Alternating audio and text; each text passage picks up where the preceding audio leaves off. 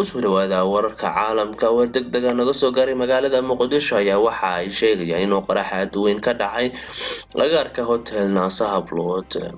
Warar dheeraad ayaa ka soo baxaya qarax maanta ka dhacay kaalin shidaal oo ku taala dhabarka dambe ee wasaaradda batroolka oo ku taala agagaarka daljirka Daasoon. Uura ayaa cirkaas ku shareertay waxaana la ogeyn khasaaraha ka dhashay qaraxa.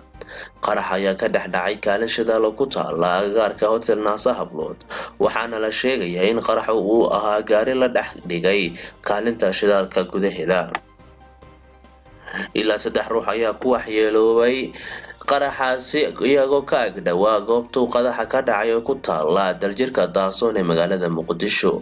Kaalinta shidaalka uu ka dhacay qaraxa agteeda ayaa dab xooggan u qabsaday waxaana goobtaasi gaaray gaadiidka dab-damiska oo isku dayaya inay damiyaan dabka uu sababay qaraxa ee qabsaday kaalinta shidaalka.